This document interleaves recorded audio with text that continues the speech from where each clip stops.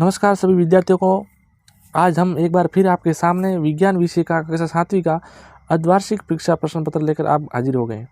ये आपके अर्धवार्षिक परीक्षा प्रश्न पत्र हैं। इसका जो पूर्णांक है वो आपके हैं 17 नंबर का रहेगा और समय अवधि है वो आप सभी को पता ही है। समय अवधि है वो 2.5 घंटे की रहेगी।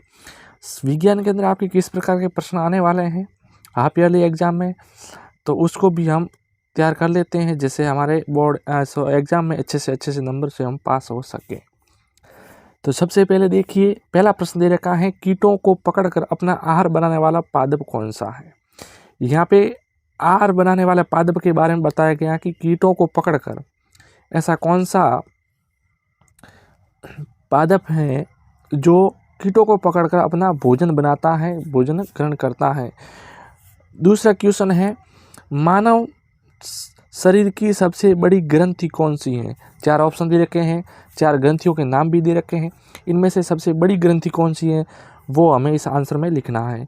तीसरा क्वेश्चन है, निम्नलिखित में से किससे ऊन प्राप्त नहीं होती है। ऐसा कौन सा ऑप्शन है जिसके उससे ऊन प्राप्त नहीं होती है। बकरी है, याक है, ऊँट है या घनों बालों वाला कुत्ता। तो आप सभी को पता होगा कि ऊन है वो किससे प्राप्त नहीं होती है। सीधा आंसर आप सभी को पता है ही, इसमें आंसर है वो घने बालों वाला कुत्ता है। कुत्ते से कोई ऊन प्राप्त होती भी नहीं है, आपने कभी पढ़ा भी नहीं होगा। अगला क्वेश्चन है, चाल का मात्रक क्या है। चाल होती है उसका मात्रक क्या कहलाता है। अगला क्वेश्चन देखिए, नेक्स्ट क्वेश्चन है, मानव शरीर का सामान्य तापमान कितना होता है। सामान्य तापमान होता है ना हमारे शरीर का, वो कितना होता है, तो वो होता है 37 डिग्री सेल्सियस तापमान होता है। आप सभी को पता होगा, आपके अध्यापकों ने भी पढ़ाया होगा, आपने अच्छे से समझा भी होगा। छठा क्वेश्चन है, मोम का पिघलना किस प्रकार का परिवर्तन है।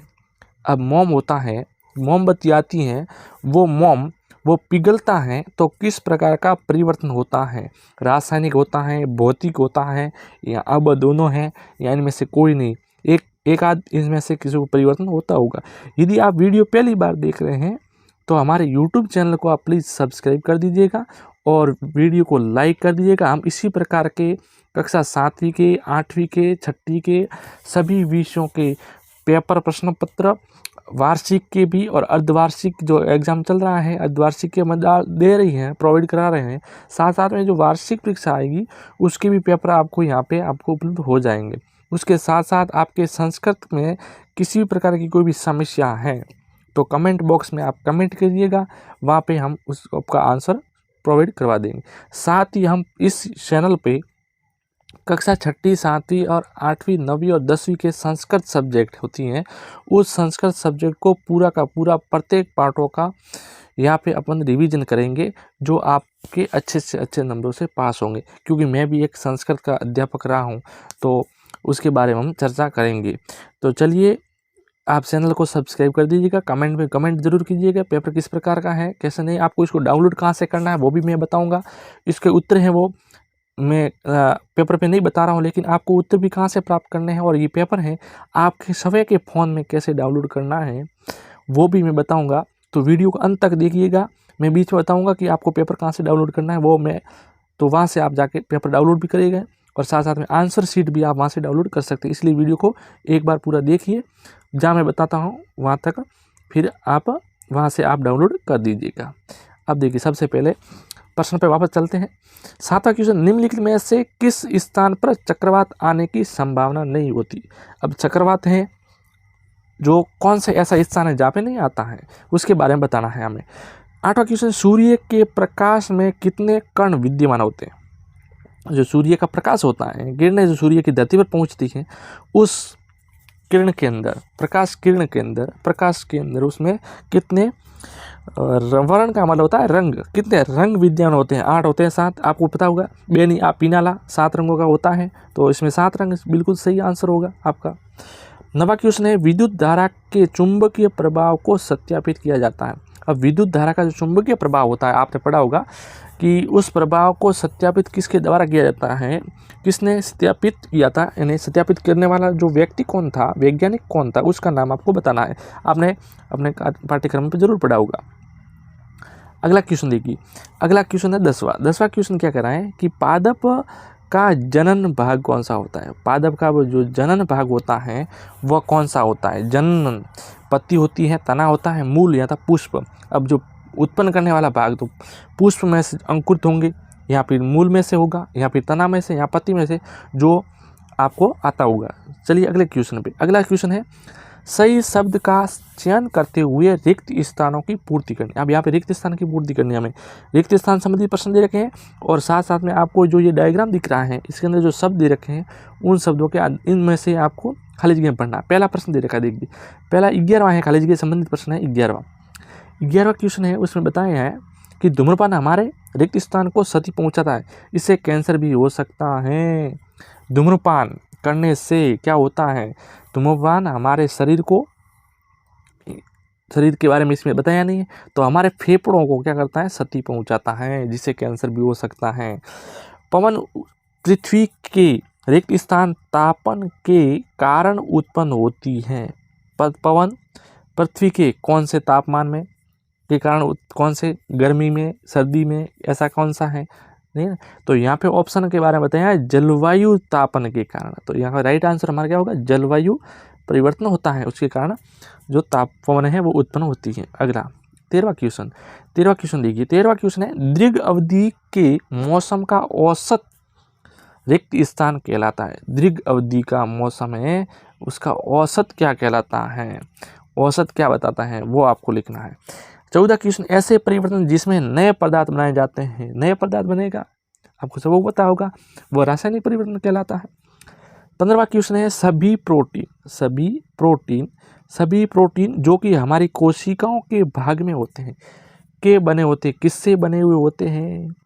हमारे कोशिकाओं के भाग में होते हैं, वो किससे बने हुए होते हैं? सेल्सियस के बने होते हैं, या फिर एनिमो अम्ल से बने हुए होता है, या फिर रोमन थी से बने हुए होता है। ठीक है ना, वो आपको पता होगा। अगला क्वेश्चन है, ऐसे में आंसर आपको आंसर शीट प्रोवाइड कर देगा, वहाँ से आप आंसर आसानी से प्राप्त कर सकते हैं। विद्युत धारा के तापीय प्रभाव पर आधारित सूक्ष्म युक्ति को क्या कहते हैं? जो विद्युत धारा का जो प्रभाव होता है उसकी सुरक्षा करने के लिए बीच में एक युक्ति लगाई जाती है। हमारे घर में जो विद्युत बोर्ड होता है उसके अंदर कुछ युक्ति लगाई होती है, जिसके कारण विद्युत धारा का प्रभाव यदि अधिक होता है तो वहाँ से बीच में से कनेक्शन कट जाता है, तो आगे वाले जो हमारे उपकरण होते हैं, विद्युत उपकरण, उनको कोई हानि नहीं होती है। तो उसके लिए आप सभी को पता है फ्यूज लगाया जाता है। 17 क्वेश्चन, यदि हमारे प्रतिबिंब सदैव बिंब के आकार का बने तो दर्पण कैसा होगा? यदि दर्पण होगा वो कैसा होगा? तो वो समतल दर्पण होगा या असमान होगा? तो समतल दर्पण के समान सामने होता है। वाहनों द्वारा तय की दूरी को क्या कहते हैं? दूरी किससे मापी जाती है? तो उसको पंथ मापी के द्वारा मापी जाती है। वाहन होते हैं ना, उनके लिए किलोमीटर की जो घड़ी लगी होती है वह कौन सी घड़ी होती है जिसके द्वारा मापन किया जाता है? तो वह होती है पंथ मापी। ठीक है ना, उस पंथ मापी घड़ी के द्वारा उसका मापन किया जाता है।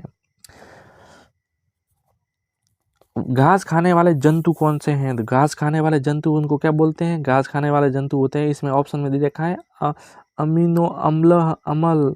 ठीक है ना, तो यहाँ पे कौन से होते हैं जो घास खाते हैं? अमीनो अम्ल। ठीक है ना, जो रोमन्थी घात होते हैं। तापमान को सेल्सियस में मापा जाता है। फिर सत्य और असत्य वाला प्रश्न दे रखे हैं। जीभ द्वारा हमें स्वाद का पता चलता है, बिल्कुल सबको पता है, जीभ से स्वाद का पता चलता है। जंतु से प्राप्त किए जाने वाले रेशों को जानतर रेशे कहते हैं, बिल्कुल सही है। सर्दियों में सूती वस्त्र गर्म रखते हैं, बिल्कुल नहीं। सर्दी में सूती वस्त्र पहने तो आप ठिठुर जाएंगे, वहाँ पे ऊनी वस्त्र का प्रयोग करते हैं। दंत से या लार की उपस्थिति के कारण होता है, बिल्कुल सही है। पत्तियों से स्वाद का बनना एक भौतिक परिवर्तन है, हाँ भौतिक परिवर्तन है।